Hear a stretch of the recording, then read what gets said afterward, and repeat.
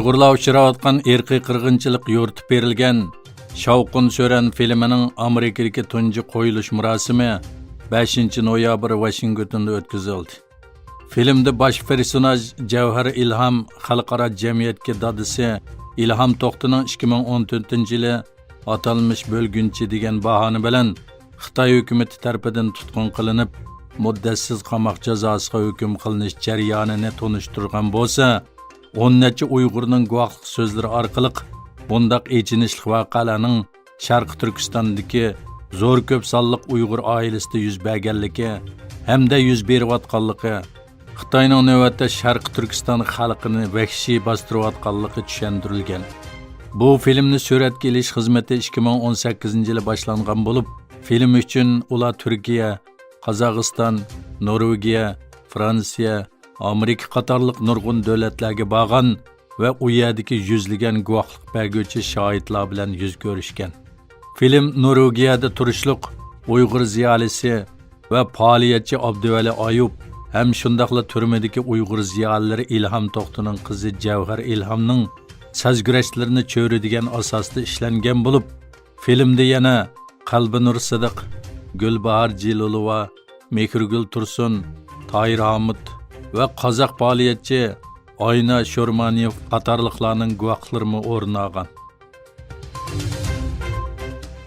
Turkiyadagi Kelajak va Saodat partiyasining parlamentdagi guruhi vakili, parlament a'zosi Salchuq O'ztaq apandi 7 noyabr kuni Turkiya parlamentiga Uyg'urlarning hozirgi og'ir vaziyatini tekshirish to'g'risida taklif sungan edi.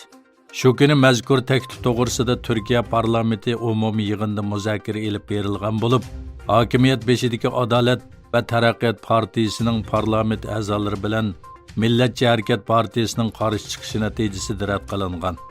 Parlament a'zosi Salchuq O'ztaq apandi Türkiye parlamentidagi barliq partiyalarni o'z manfaatini o'ylamasdan Kelajak va Saodat partiyasi sungan bu loyihani qo'llashga chaqirib mundaq dedi. Men bu qaror loyihasini shuning uchun sundum.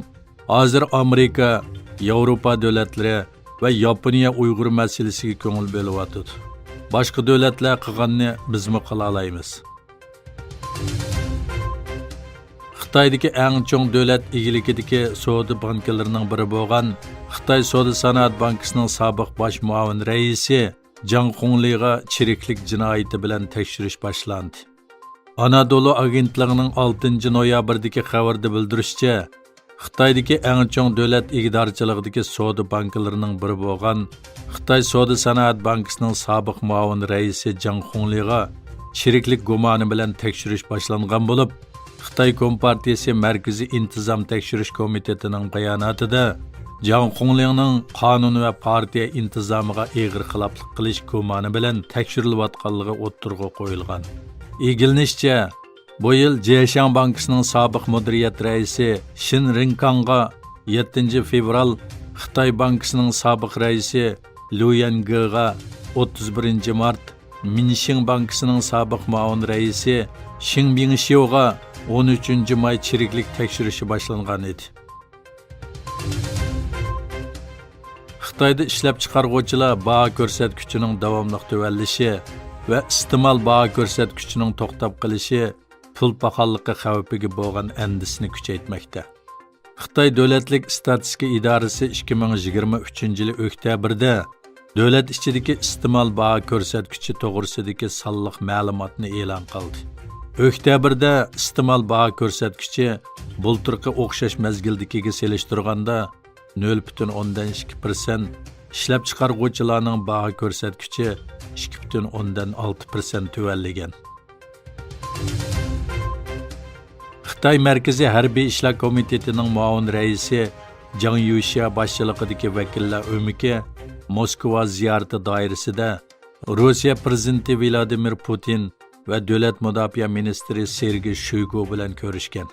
Putin yig'inda qilgan so'zida bizning Xitoy bilan bo'lgan aloqamiz xalqaro vaziyatni muqimlashtirishdagi ijobiy va muhim omil degan. Bu yana ikki davlatning iqtisodiy va savdo sohasidagi hamkorligini kuchaytirish bilan birga harbiy texnik sohasidagi hamkorlikning ilgirlaganligini ko'rsatgan. Xitoy bilan Turkiya Anqarada klassik nodir asarlarni o'zaro tarjima qilib nashr qilish eslatmasini imzoladi.